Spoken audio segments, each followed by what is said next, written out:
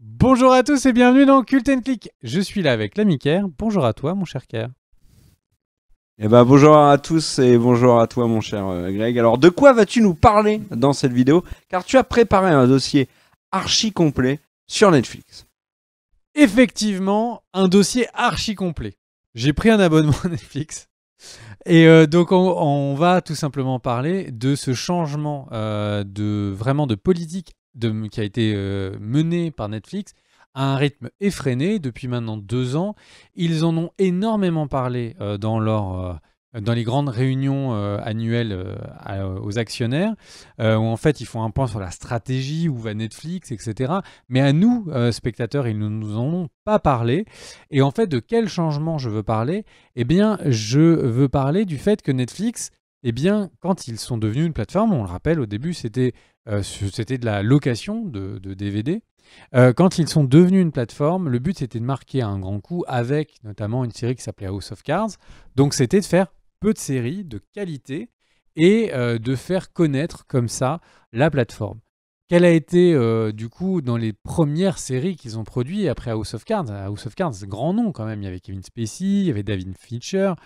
Et en fait, ils ont fait Marco Polo. Marco Polo, alors là, c'est la série qui devait côtoyer le plus gros budget de l'histoire des séries. Une série où tout devait être de qualité, les acteurs, les décors, une qualité de production incroyable. Et là, eh bien, surprise, malgré les efforts, malgré la qualité de la série, malgré les retours critiques exceptionnels autour de la série, moi j'avais adoré la série, eh bien, elle ne rencontre pas un succès public. Elle n'est pas le Game of Thrones qui permet de propulser dans une nouvelle sphère Netflix. Au contraire, c'est comme ça des séries qui sont achetées, des films qui sont achetés à d'autres producteurs qui petit à petit font le catalogue de Netflix. Et suite à l'arrivée, ou en tout cas au murmure d'arrivée, il y a déjà 2-3 ans, des nouvelles plateformes, Disney+, déjà commençait à être annoncé, les chaînes de télé majeures commencent à être annoncées d'avoir le plateforme, eh bien Netflix, en fait, est passé de la politique de dire je vais être dans une optique de faire grossir mon nombre d'abonnements. Non, il était question à ce moment-là de fidéliser. Le problème, c'était d'arrêter de perdre comme ça des abonnés qui prenaient l'abonnement sur 3 mois, puis se désabonnaient, puis revenaient, parce que ce petit jeu-là était très dangereux avec l'arrivée de nouvelles plateformes. Et donc, il y a 3 ans, une des conférences annuelles que les gérants, les dirigeants de Netflix ont avec leurs actionnaires, il était question, on en avait parlé d'ailleurs en news sur la chaîne, en fait, il était question que Netflix change de politique et se mette à produire plus de séries d'un point de vue international, mais aussi de trouver les séries qui donneraient lieu par leur succès à une saison 2, et également de commencer à produire d'un point de vue local en donnant des budgets aux différents pays. Et là, on a vu exactement ça apparaître en série. Alors, j'ai pris par exemple juste un instantané de début 2020. Quelles étaient les séries au 15 janvier 2020 qui étaient en cours de production, fin de post-production, début de diffusion chez Netflix? Paradise Police saison 2, Elite saison 3, Ozark saison 3, Witcher saison 2, Casa de Papel partie 4, Lucifer saison finale, Oh My Book saison 3, Kingdom saison 2, Love and Death saison 2, The Crown saison 2, Chaos, Big Mouth 4, 5 et 6, Stranger Things saison 4, Altered Carbon qui n'était pas encore arrivé saison 2, etc., etc. Donc en fait, peu de nouvelles séries, mais énormément de séries qui ont une saison 2, une saison 3, une saison 4, une saison 5. Parce que le but du jeu, c'est quoi? C'est d'avoir la série du mois d'avril qui va faire que les gens vont garder leur abonnement, la série du mois de mai, etc., etc. Et en fait, Netflix est arrivé dans son programme pour avoir une année balayée de séries Netflix qui donnent aux gens envie de regarder et de garder leur abonnement Netflix, mais surtout d'avoir ce côté régulier. J'ai envie d'avoir la suite de la Umbrella Academy, j'ai envie d'avoir la suite de Stranger Things, et donc je garde mon abonnement pour ça. Ça, c'est un premier shift important qui a eu lieu sur la production de Netflix au niveau des séries. Et on va parler de la qualité des séries avec Claire dans la deuxième partie de la vidéo.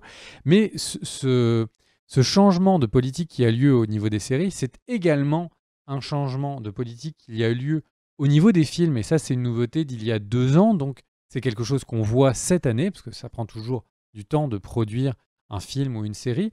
Et en fait, ce qu'on voit, c'est qu'il y a eu une flopée, mais alors une flopée de films qui ont été produits officiellement par Netflix. Encore une fois, Netflix, au début, c'était quelques films, des films qui se voulaient surtout marqués par la qualité. Là, on a eu beaucoup de films qui sont sortis ces derniers temps. Et si on regarde quels sont les films qui ont le plus marché, Netflix a donné, au moment où on enregistre cette vidéo, pour la première fois, des notions d'audience, en fait, sur ces films, combien les films ont été regardés. Et si on regarde, le film qui a été le plus visionné était à l'époque Bird Box, 89 millions de visionnages. En deuxième, il y avait Spencer Confidential, 85, Six Underground, 83 millions, Murder Mystery, 83, Irishman. Alors, je précise que c'était avant le classement est sorti, avant la diffusion du film The Old Guard. Il y a Murder Mystery, 83 millions, Irishman, 64 millions, Triple Frontier, 63, The Wrong Missy, 59. Et en fait, quand on voit tout ça, on se rend compte qu'en gros, Netflix a produit beaucoup de films, mais si vous les avez vus, en fait, une grande partie de ces films, alors à l'exception de quelques-uns, mais une grande partie de ces films sont construits comme des films qui sont les débuts de franchise. Six Underground, la fin ouvre complètement sur une suite. The Old Guard, la fin est faite complètement pour ouvrir sur une suite. Et en fait, on voit que la politique qui était appliquée sur les séries est entièrement appliquée sur les films. Et donc, c'est sans surprise qu'au mois de juillet, Netflix a annoncé qu'il y aurait une suite à Six Underground, que The Old Guard, une suite était en train d'être travaillée, etc., etc. Et ils étaient en train d'annoncer plus de 8 suites de films aux productions Netflix au moment où on enregistre. Et en fait, c'est tout simple, hein. C'est de se dire, je vais avoir chaque mois la série que les gens attendent, en tout cas leur suite, et les films, en tout cas leur suite. Ça ne veut pas dire qu'ils ne vont plus produire de contenu nouveau, mais ça veut dire qu'en fait, ils sont vraiment dans une politique de fidélisation, parce que l'enjeu tout de suite maintenant, en 2020 et sur 2021, ça va être de prendre le coup de l'arrivée des autres plateformes. Pierre, vous avez fait un dossier sur les nouvelles, la guerre des plateformes. Prendre le coup des plateformes, mais aussi, du coup, garder les abonnements, parce que c'est notre argent, c'est notre abonnement mensuel qu'il faut garder. Et donc, pour ça, ils se sont équipés de ces armes qui sont les suites, les saisons. Et alors, et je pense qu'une fois qu'on a un peu mis ça en préambule, ça amène à la deuxième partie de la vidéo, qui est donc la discussion sur la qualité de ces productions. Déjà, est-ce que tu as une réaction, Kerr, sur ce changement de politique qui avait été annoncé il y a 3 ans sur les séries, puis là, clairement, qui est annoncé sur les films? Qu'est-ce que toi, tu en penses? Encore une fois, on va parler de la qualité de tout ça dans quelques instants. C'est un choix que je comprends, mais que je déplore. Parce que, comme tu l'as dit, ça impacte sur la qualité globale des séries qui nous sont proposées. Voilà. Donc je pense qu'il vaut mieux s'engager tout de suite dans le débat sur la qualité. Et peut-être aussi le mode de diffusion, qui est pour moi un vrai problème. Alors, pour parler de la qualité, en fait, je voudrais aborder ce débat de 2 manières. Le premier, c'est est-ce que les séries Netflix qui sont sorties, alors Umbrella Academy, saison 2, The Old Guard en film, est-ce que toutes ces séries, The Witcher, saison 1 par exemple, est-ce que ces séries sont exceptionnelles? Moi, je dirais que non. Est-ce que ces séries sont nulles? Je dirais que non aussi. The Witcher, c'est ni génial, ni nul. Mais est-ce que ce sont des bonnes séries? J'ai presque envie de dire, ouais, c'est presque toutes des bonnes séries. Sans plus, mais des bonnes séries. Alors, elles ont un peu le défaut d'être oubliables, mais ça, est-ce que c'est parce qu'il y a trop de séries, ou est-ce que c'est parce que, tout simplement, c'est des séries qui sont un peu fades? Moi, j'ai tendance à penser que c'est parce que ce sont des séries fades. Et en fait, pourquoi je dis ça? C'est parce que peut-être que c'est un peu la théorie du complot Netflix, mais en fait, très simplement, je pense que les séries ont un budget donné, il y a une recette donnée, Si on regarde les films, par exemple, la recette, c'est un film qui doit avoir un acteur connu, donc Charlize Theron pour The Old Guard, tous les autres films, si vous regardez à chaque fois, c'est un acteur, peut-être deux connus, et du côté de la création, on va avoir aussi une pointure. Donc on a Miller sur The Old Guard, mais par exemple, si on prend Six Underground, on a Ryan Reynolds en tête d'affiche, et à l'arrière, on sait qu'à la production, on a Brockenheimer. Et en fait, c'est toujours cette même politique. Et après, bon, le budget évolue. Mais on a toujours ce côté binôme. Une personne devant, une personne derrière. Donc on sent vraiment quelque chose qui est très ordonné du côté de Netflix. Et ça peut donner quelque chose de bien. Mais quelle est la chance au petit film indé qui est fait que d'acteurs un peu B? Il n'y en a pas. À chaque fois, il faut qu'il y ait un gros acteur qui prenne un gros cachet, un gros cachet aussi du côté de l'équipe technique. Et en fait, est-ce que c'est ça qui pousse à niveler en fait toutes les séries, tous les films? Je pense qu'en partie. Et après, pourquoi je parlais de complot, c'est parce qu'aussi, je pense que Netflix a quelque chose que n'ont pas les autres plateformes, c'est l'historique. Netflix sait vraiment très bien ce qu'on aime, ce qu'on regarde. Il ne faut pas oublier que la première année de sortie de Netflix, toute la communication était sur l'algorithme de Netflix. C'était sur l'algorithme qui était censé être capable de nous proposer en permanence le meilleur contenu. Et pour ceux qui étaient abonnés la première année, et même pour ceux qui étaient abonnés à l'époque quand c'était pas encore disponible en France mais aux États-Unis, en fait Netflix poussait tous les gens à en permanence dire j'aime pas les films, les séries pour proposer en tout cas du contenu. Et c'était la force et c'était une proposition commerciale et c'était encore une fois dans les rapports aux investisseurs comme étant une force, cet algorithme Netflix. Et en fait moi j'ai juste l'impression que Netflix a continué de faire évoluer son algorithme d'apprentissage de qu'est-ce qu'on aime et pour faire un peu une série, une série ou un film en disant bah voilà en fait les gens c'est important que l'épisode 1 il tabasse, c'est important que le début de l'épisode 2 soit bon parce que ça leur permet de regarder comme ça plusieurs épisodes à la suite, puis le 3 on s'en fout, le 4 c'est pas grave, et puis c'est important que le 6 ça revienne. Et est-ce que avec ce que je suis en train de vous dire, est-ce que c'est pas l'impression que vous avez de toutes les dernières séries? Prenez par exemple les séries Marvel. Les séries Marvel, quand vous les binge-watchez, c'est presque toujours la même chose. Il y a le début de série qui est intéressant, un énorme trou vide, et à la fin, souvent l'avant-dernier épisode, d'un seul coup ça remonte, et le dernier épisode qui est bon sur le début du dernier épisode, puis ça s'effondre sur la fin. Et en fait, j'ai vraiment l'impression, mais du coup j'ai hâte d'avoir l'avis de Kerr, j'ai vraiment l'impression qu'en fait ils sont allés plus loin que juste dire on va faire des saisons 2. J'ai l'impression qu'ils se sont partis en se disant ok, on sait à quel moment les gens regardent, à quel moment ils arrêtent de regarder une saison, et on va formater nos séries. Alors, c'est ma théorie. Est-ce que tu y adhères ou pas, mon cher Kerr, déjà? Oui, mais tu vois, paradoxalement, sur Netflix, en ce moment, je suis très dur avec Netflix parce qu'il y a eu beaucoup de séries, celles que tu as citées, que tu disais bonnes, avec le défaut d'être oubliable. Mais en fait, pour moi, si elle est oubliable, c'est qu'elle n'était pas bonne. Et c'est vraiment le problème. C'est-à-dire que il y a sur Netflix d'excellentes séries. Vraiment d'excellentes séries, et ça n'est pas le format de diffusion qui pose problème dans ce cas-là, quand je parle de balancer toute la saison d'un coup. Moi, Narcos, j'ai adoré chacune des saisons. C'est une série Netflix. Je ne l'oublie pas. The Crown, c'est pareil. Le début d'House of Cards, c'était pareil. Orange is the New Black, c'est pareil. Glow, je m'en rappelle, etc. Les séries sont bonnes. Elles me marquent. Les séries plus récentes qui ont été enchaînées, comme Umbrella Academy, comme The Witcher, comme Lock and Key, comme la dernière saison de Stranger Things, c'est des séries qui sont construites comme tu l'as présenté, qui sont extrêmement oubliables. Enfin, c'est incroyable. Moi, je vais te donner un exemple tout con. The Mandalorian a eu une... mais là, du coup, je mords sur le format... en gros, moi, le problème de qualité, et amplifié par le mode de diffusion de Netflix de tout sortir d'un coup.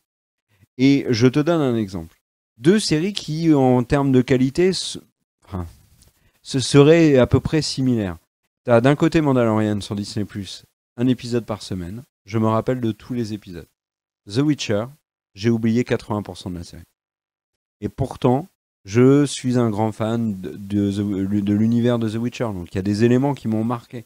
Alors imagine Lock and Key, par exemple, que j'ai regardé en février ou janvier, qui est un univers que je ne connais pas, que j'ai découvert en série Netflix. J'ai tout zappé. Umbrella Academy, pareil. S'il n'y avait pas le petit résumé, j'ai tout oublié. Et tu vas me dire, oui, mais c'est parce que tu les regardes à la chaîne de manière frénétique, etc. Bah oui, mais Narcos et The Crown, je les regarde de la même manière, et pourtant je me rappelle de tout. Donc je pense que elles sont vraiment oubliables parce que problème de qualité. Et vraiment. Et ça m'embête parce qu'il y en a de plus en plus. Donc dans ce côté formatage, en fait, eh bien par exemple, si on prend le sujet de la série 13 Reasons Why. 13 Reasons Why était une série qui se basait autour du choc que pouvaient avoir des lycéens autour du suicide de leurs compatriotes. Et en fait, cette série n'appelait pas du tout à une suite. Toute la série est complètement arquée pour qu'il n'y ait pas de suite. Et en fait, vu que ça a été un carton intersidéral, Netflix a commandé une saison 2. Et en fait, cette série qui avait un sujet et un propos qui était très précis, c'était de parler du suicide, de parler de cette mécanique de cette fille qui avait mis des cassettes pour... Et la série avait vraiment un déroulé qui était extrêmement bien écrit. Et d'un seul coup, on est arrivé avec une saison 2 et puis des saisons d'après, où en fait, 13 Reasons Why a dû se réinventer, et c'était la série des problèmes majeurs au lycée américain. Des shootings, des gens qui deviennent fous et qui vont tirer.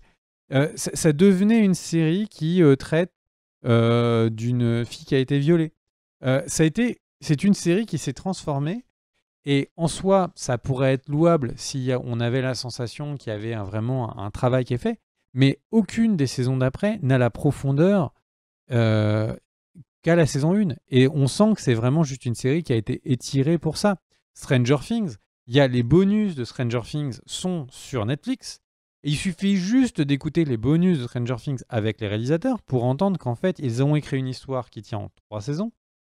Et on regarde les bonus de la saison 2, et la magie, en fait, ils sont en train d'expliquer que Netflix a dit « Ah, c'est super votre série, mais maintenant c'est en 5. Démerdez-vous ». Et que du coup, on comprend que certains éléments qui devaient être le début de la saison 3, en fait, se sont retrouvés à être une saison entière, et la saison 2, etc. etc. Donc, forcément, le fait de diluer les histoires qu'ont à raconter les créateurs, eh bien, ça ne pousse pas à avoir des séries qui sont particulièrement réussies. Et donc, je parlais de l'avalanche de saison 2 qu'il y a eu avec les séries, mais du coup, juste pour vraiment le marquer, les films, en fait, qui sont en train d'arriver, à mon avis, prennent exactement le même pli. Pourquoi on dit ça? Donc, je parlais de suite pour des films. Eh bien, Bird Box, plus gros succès, épisode 2. Bright, suite. Bright 2, Six Underground 2, Tyler Rake 2, The Old Guard 2. Vraiment, c'est une avalanche de suites qui sont en fait des films qui pourraient être des épisodes de séries extrêmement punchy ou des mini-séries extrêmement punchy. Et en fait, on a vraiment cette logique d'avoir de la suite. Et je pense que c'est pas anodin si les films que je viens de citer ont tous un point où ils sont très bons et après plein de points où ils sont très beaufs. Tyler Rake, le réalisateur, je parlais de prendre quelqu'un de très bon devant la caméra, enfin en tout cas de très connu, Chris Hemsworth, et qui prennent derrière, eh bien en fait le coordinateur des cascades et le réalisateur d'une grande partie des scènes d'action chez Marvel, eh bien ils le mettent réalisateur. Et du coup ils nous font un film qui a un actionneur dont la réalisation sur les scènes d'action est très, très bien réussie. Par contre, est-ce que le scénario est ouf? Est-ce que...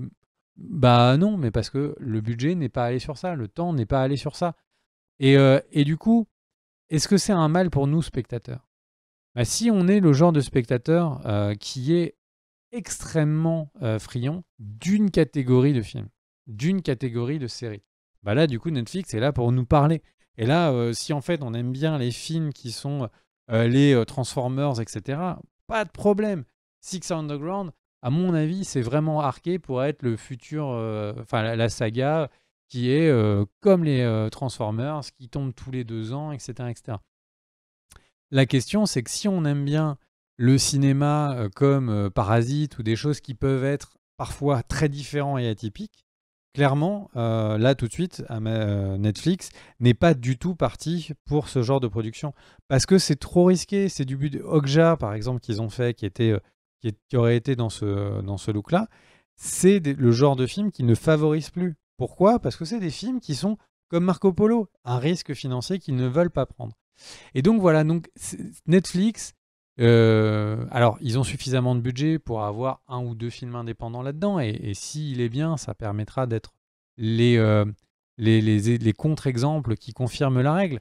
Mais je suis un peu déçu parce que vraiment Netflix, à la base, quand on entendait le toudoum, c'était House of Cards, c'était Marco Polo, c'était des séries qui marquaient, des séries de qualité. Là, alors, on peut dire aussi qu'ils en ont tellement que du coup, eh bien, il y a du bon à boire et à manger. Mais dans les faits, là, c'est vraiment une industrialisation du moyen ou du moyen plus qui est en train d'arriver et que je trouve vraiment dommage. Tu voulais parler d'Altered Carbone, Car. Ouais, et pas que de ça, je vais rebondir aussi sur. Tu cites beaucoup Marco Polo. C'est vrai que la saison 1 était réussie. La saison 2, pas du tout. On l'avait pas particulièrement accroché. Et à côté de ça, ils ont abandonné sur le bord de la route des séries qui étaient vraiment de qualité, comme The Get Down par exemple, qui a été annulé, Sense8, etc. Qui, accessoirement, The Get Down, à et- ma grande surprise, a été une des séries qui a coûté le plus cher à Netflix. Oui, oui, mais en fait, ils n'ont pas eu de rentabilité dessus, ils l'ont abandonné, voilà. Et sur Altered Carbone, je vais revenir sur. Je reviens souvent dessus, mais pour moi, c'est vraiment quelque chose qui est un énorme défaut chez Netflix, c'est balancer toute la saison d'un coup. Et j'insiste dessus, pourquoi? Parce que moi, ça m'intéresse plus en fait. Et moi, j'aimerais qu'on puisse prendre notre temps. Alors, vous allez me dire, mais t'es pas obligé de regarder tous les C'est exactement épisodes ce d'un que coup. j'allais dire. J'ai pris le micro, j'allais te dire, écoute, si tu as Ok. tout, tu peux aussi Mais t'en c'est regarder une faux. par jour. Non, c'est faux. Pourquoi? Regarde, je te prends un exemple avec Curse. La série, je l'ai terminée 10 jours après sa sortie. J'ai été spoil de la fin. J'ai pas été spoil de la fin parce que j'ai cherché à me faire spoil. Parce que Twitter, aujourd'hui, parce que la presse, tout simplement. Donc, le contexte fait que tu ne peux plus prendre ton temps pour regarder sans risquer de te faire spoil. Mais même toi, juste pour le plaisir, prendre son temps, regarder un épisode, l'ingurgiter, réfléchir, se dire, ah tiens, tel truc m'a plu, tiens, ce personnage, en fait, je l'aime bien, prendre son temps, c'est quelque chose qui est important aussi dans les séries. Ça a été le modèle qui a été imposé par la publicité, pendant des années et des années par la télévision. Netflix a cassé ce modèle-là, mais il y avait, mine de rien, aussi un autre élément qui était très intéressant à l'idée de développer des épisodes de semaine en semaine, c'était que les séries s'adaptaient aussi à leurs audiences. C'est-à-dire que on avait, alors là du coup il faut pas tourner toute la saison d'un coup, mais ça s'adapte d'une saison à une autre. On avait donc des séries américaines qui ont eu des baisses de régime forts au niveau des audiences et où les créateurs ont repris les choses en main pour essayer de proposer une qualité supérieure pour rattraper l'audience perdue. Et là, ça, sur Netflix, on l'a pas. On a tous les épisodes d'un coup. Comme tu l'as si bien dit tout à l'heure, il y a des creux, des choses comme ça qui sont dans la saison, qui sont prévues. Et puis, une fois que tu as terminé, Netflix dit ouah, ça a été un carton. On passe à la suivante et on refera une autre saison sur cette série. Et ça, c'est quelque chose qui m'embête beaucoup. Parce En fait, que, au même il y final, a moi, un... Pour aller dans ton sens, en fait, il y a même un élément qu'il faut pas oublier, c'est que Netflix, à un moment, était le chevalier blanc qui, quand une série était annulée à la télé, s'il y avait vraiment beaucoup de gens qui faisaient des pétitions, il y avait une chance qu'elle réapparaisse sur Netflix. Et Netflix avait fait des grosses annonces en récupérant plusieurs séries qui étaient annulées. Et au final, bah maintenant, qui sont les méchants? Et franchement, il n'y a pas à être un méchant d'annuler une série parce que c'est pas rentable, mais qui du coup sont ceux qui annulent? Bah Netflix. Et pour aller dans le sens que tu dis, une série en intégralité est un carton, elle a une saison 2. La série est décevante. Elle n'existera pas. Et donc, on ne laisse pas la chance au créateur de voir qu'il y a tel et tel élément qui, les 2 premières semaines, n'ont pas plu, rectifier sur les derniers épisodes de sa saison et permettre d'avoir un niveau qui s'élève et donc une série qui est sauvée. Là, en fait, c'est tu lances à la mer et tu pries pour qu'il n'y ait pas de problème. C'est dans ce sens-là que tu voulais intervenir? Ouais, non, je te rejoins. Et même, alors, prenons un exemple tout bête, c'est Umbrella Academy saison 2. Là, c'est presque une première pour moi, je crois, au niveau de la promo. Netflix a fait comme d'habitude, mais là, la presse s'est emparée du truc en disant « Oui, c'est le phénomène de Netflix, pourquoi la série est autant un carton, etc. » Et c'était même pas sorti, c'était la veille. Et donc là, la série est sortie, jour de sortie, on en parle finalement très peu. Donc en fait, les éléments de promo sont là. On t'incite à consommer très vite, et on passe à la suite. Et ça, moi je trouve ça dommage parce qu'en termes de qualité, moi par exemple, je regarde les séries Netflix qui sont sorties ces derniers temps et qui m'ont plu. Elles sont beaucoup moins nombreuses qu'avant. Et c'est surtout des séries sur lesquelles j'ai pas forcément envie de revenir. Je te donne un exemple. Afterlife, la série de Ricky Gervais. J'ai adoré la saison 1, j'ai regardé la saison 2 avec plaisir, je regarderai la saison 3 avec plaisir. Au même moment, quasiment, on a eu Altered Carbon. La première saison était mouais, c'est-à-dire qu'elle avait des moments vraiment très bien, surtout le début, puis ensuite, c'était moins réussi. La saison 2 a perdu un peu en qualité, est partie dans tous les sens, etc. J'ai complètement oublié que je regardais cette série. Et je n'ai pas terminé. Et là, par exemple, tu vois, Umbrella Academy est sorti. Est-ce que je vais avoir envie de regarder la suite ? Je sais pas. C'est pas. Là, je trouve que Netflix a du mal à créer des séries qui sont vraiment marquantes. Et je pense, et je redis pour la 1000e fois, que le format tout balancé d'un coup nuit énormément à ça. Vraiment énormément. Moi, je continue de penser que si Stranger Things avait eu une diffusion hebdomadaire, ça aurait été un phénomène de ouf, beaucoup plus gros que ce que ça a été. Et pourtant, ça a déjà été un phénomène. Et tu vois, The Witcher, c'est pareil. The Witcher, ça a marché combien de temps, The Witcher ? Ça a été le gros carton de la fin d'année. On en a vraiment entendu parler pendant quoi 10 jours, 2 semaines ? Pour le coup, je pense que The Witcher, c'est le contre-exemple. Mais oui, je pense fondamentalement même, que The Witcher... Attends, c'est que je pense que le Witcher... Alors, je suis d'accord avec tout ce que tu disais avant, mais The Witcher, je pense que c'est le contre-exemple. Parce que semaine par semaine, du coup, tout prend plus d'importance. Les enjeux sont plus importants, etc. Et de un, la série n'a pas beaucoup de suivi d'un épisode à l'autre. Et surtout, on se serait hyper attardé à ces énormes problèmes de qualité entre un épisode et un autre, où d'un seul coup, les effets spéciaux sont comme si, puis pourris, puis pas mal, puis bien, puis nul. Et je pense que cette série, en review semaine par semaine, elle s'en serait pris plein la gueule une semaine, puis les gens l'auraient défendu la semaine d'après. Ah non, mais je suis d'accord avec toi. Mais tu viens de dire un truc hyper intéressant, parce que tu mets le point sur un autre travers des séries Netflix, c'est le format épisodique disparaît. C'est-à-dire que, je sais plus quelle série on en avait évoqué qui était comme ça, mais en gros, tu commences la série, tu mets sur pause n'importe quand, peu importe. Tu reprends et tu vas jusqu'au bout comme ça. Parce que l'entité épisode disparaît. Je crois que c'était sur Lock and Key que j'en avais parlé dans une vidéo. Et là, par exemple, Umbrella Academy, c'est exactement la même chose. Curse, pareil. Il n'y a pas d'entité épisodique. Or, si tu fais un épisode par semaine... En fait, si je peux me permettre... Attends, je voulais juste terminer mon propos. Si tu fais un épisode par semaine, tu fais en sorte que ton épisode ait un début, une fin, et tu soignes la fin. Donc, tu soignes de fait aussi ton épisode parce que tu veux que la personne qui te regarde soit là la semaine d'après. Et ça y est pas. Et t'as raison, The Witcher serait sorti tel quel, une semaine, un épisode par semaine, on l'aurait ravagé la série. Parce qu'on se serait arrêté en effet sur ses défauts.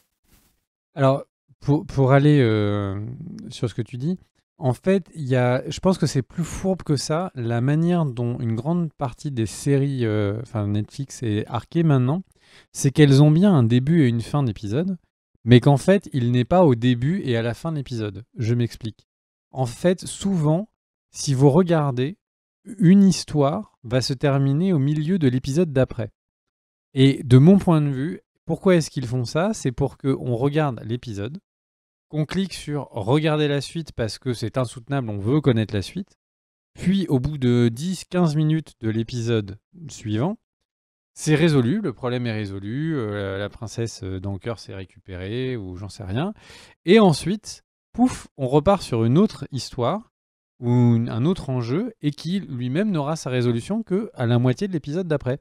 Et encore une fois, je pense que c'est parce que c'est prévu, l'algorithme, la manière dont Netflix a vu que les gens regardaient des épisodes. Mieux valait que la fin ne soit pas un cliffhanger pur parce que les gens du coup disent ah là là, mais je vais vraiment savoir ça demain. Mieux valait terminer sur quelque chose où on sent qu'il y a une espèce de continuité d'un épisode à l'autre. Et au final, le temps un peu mort de ça y est une résolution n'apparaît qu'en milieu d'un épisode d'après. En tout cas, c'est mon point de vue. C'est pas vrai sur toutes les séries. Stranger Things, par exemple, est un contre-exemple où il y a des vrais cliffhangers en fin d'épisode. Mais globalement, je pense que Netflix a vraiment travaillé même son format par rapport à l'endroit où c'est diffusé, c'est-à-dire Netflix. Du coup, tu veux conclure, mon cher Kerr? Ce que tu as dit, c'est très juste. Ce que tu as dit est très juste sur les épisodes et leur construction. Merci, mon cher Greg, pour ce dossier. N'hésitez pas à mettre un commentaire si vous voulez donner votre avis sur l'évolution de Netflix. Et merci aux tipeurs, cœur sur vous. Et je te laisse le mot de la fin, mon cher. Et bienvenue aux tipeurs sur le Discord. Il y en a déjà plein. J'ai découvert Discord grâce au travail la semaine dernière et du coup, on y est un peu plus actif.